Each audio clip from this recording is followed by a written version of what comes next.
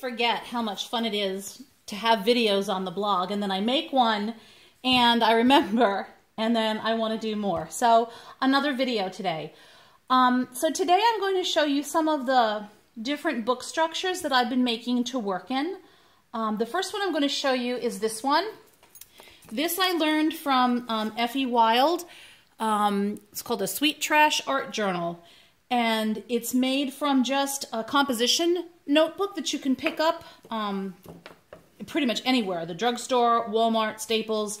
You know the kind I mean, with the red line and the ruled paper.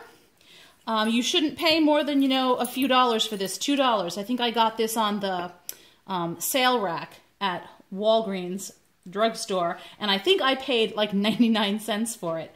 So it is just a composition notebook. What we do is we find the center of it, and I like to use a glue stick to glue 3 pages together. So you glue 3 pages together so you have a sturdier, thicker, heavier page to work on.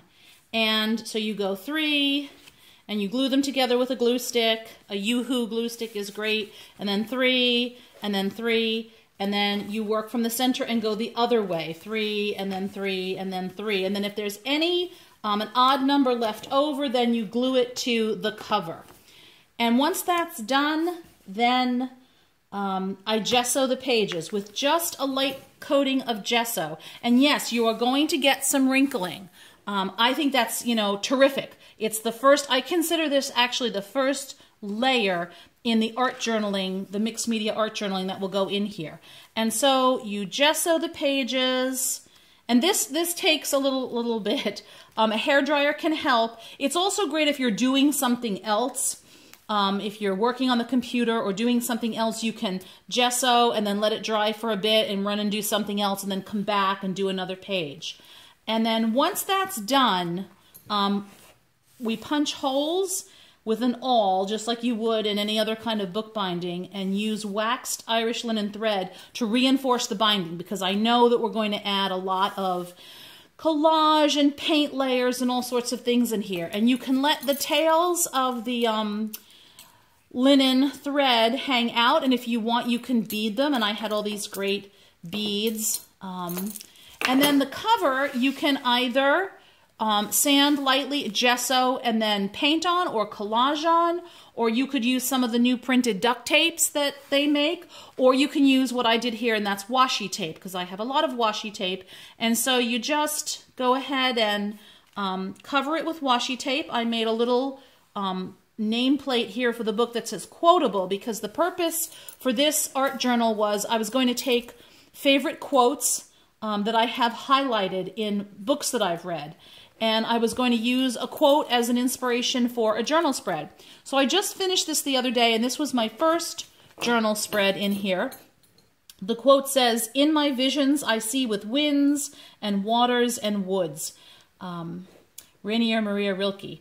So there's all kinds of stuff going on here. I've carved a whole bunch of new stamps lately, and I wanted to put those to use. And there's lots of layers, and you can see how the wrinkles really work to advantage, the wrinkles in the paper. You can see, some of the paint and some of the pigments that are over that. So this is a Sweet Trash Art Journal. It's fun and easy to make. It doesn't cost a lot to make it, and I think they look terrific. This is another little journal that I've made. It's called a Sidekick Journal. That's a term that I learned over in the Facebook group, A Stand for Art Journaling, which I love that group. The cover was made from paste paper. That's where you mix cornstarch and water and paint or pigments, and you make this, you have to use it warm, and you finger paint and stuff with it. It's really fun. And it's just a simple pamphlet stitch. It has mixed media paper in it, and you just sew the binding with a simple pamphlet stitch. And so the Sidekick Journal, what this is it's a way to help you not loathe cleaning up so much after you've done your journal spread. So what I literally do is I take whatever's left on the table after I've done an art journal page, and I just slap it down into the book. So here you can even see I have price tag sale stickers and bits of paper and just whatever's left on the table that didn't get used in the actual journal page then gets to be put into the Sidekick journal. So scraps and bits and pieces, and that's really fun to do. It makes me not hate cleaning up so much, and it uses up stuff. And so I'm some of the way into this, and there you have it. I have a few more pages left to go in this. So that's a single signature of paper. So it's one group of pages folded together and then bound into a little book. And then the book I made today is a book filled with watercolor paper. And I wanted to find a way to bind watercolor paper into a book that had a hard spine. Watercolor paper is heavy paper, 140-pound paper, and it's hard to work with. I did try to do some bookbinding with a regular round back spine, and it was difficult. I messed up one whole book and have an okay book of the other. So instead of just using an open back, like with a Coptic stitch, I was looking on the internet at a bunch of different bookbinding tutorials, and I sort of have a Frankenstein book here where I mashed together a bunch of things that I had already learned and some other techniques. So I had this wonderful paper, Japanese paper for the cover, and inside is Bockingford watercolor paper, Bockingford blue.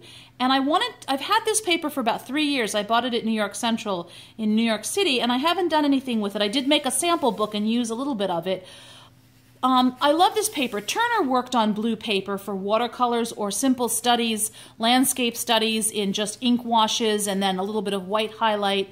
And I love that. I thought the blue would be great for this time of year as the trees start to turn and you start to get a lot of oranges in the trees, a nice complement to a soft blue. Your sky color is automatically there, and it gives great, I think, atmosphere and atmospheric perspective. So that's why I wanted to use the blue paper. So I tore down my Bockingford blue paper and I made the covers out of some very heavy ply, it might even be 8-ply mat board, acid-free archival mat board scraps that I had.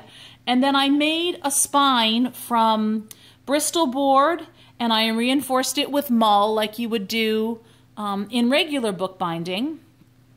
And I made a template for sewing the signatures, and I used a stitch called a daisy chain stitch. So in this kind of a book, you sew each signature individually into the binding, and this is a new way of stitching for me. It's a stitch that I'm familiar with, though, from childhood, the daisy stitch. So I was like, well, I should definitely be able to do that. I did mess up a little bit here on this one, so they're not, these knotted parts aren't all in line. They are here and here and here. So I'm not really worried about that because it's my first book. But then what I realized was that I put an end sheet of the Bockingford paper. Because they're sewn signatures sewn in individually, you can see through to the spine. And although I knew the signatures were sewn in there really, really securely, it just looked flimsy being able to see through to the spine. So I just chose some washi tape that was, picked up a color that was on the front. And I just, you know, where the signatures meet, I just added the washi tape. So in the center of the signature, you see, you know, your thread, and you tie it off in a knot, and then, and that doesn't bother me at all. I actually like that look. And then here where two signatures meet, I just have a strip of washi tape. And when I get to this page, either I will ignore it and just paint right across, or maybe I'll switch to gouache and paint over it so that I can, you know, obscure the tape through using opaque paint, or maybe I'll just paint on, you know, two smaller pieces on either side. So that's what it looks like inside, and there's the knot again. I have 32 pages to work on, and again you'll see the washi tape coming up, and it just goes like that through the rest of the book to the end where I have another piece of washi tape. So for a first try at an experiment and having no real instructions or templates to follow, just going on YouTube and looking for some videos on sewn bindings and using some of the things I had already learned in Roz Stendhal's Simple Round Back Spine class, which I highly recommend. Roz is wonderful because she teaches really good working habits and also really teaches so that you understand the structure of a book and the structural needs of a book. So some of those things I was really able to put into practice. So those are the 3 new little art journals that I've made that I'll be working in the next couple of weeks to months. And thanks for joining me. It's janblencosketchbook.com. That's the blog. If you want to head over there or leave a comment, I would love that. So thanks.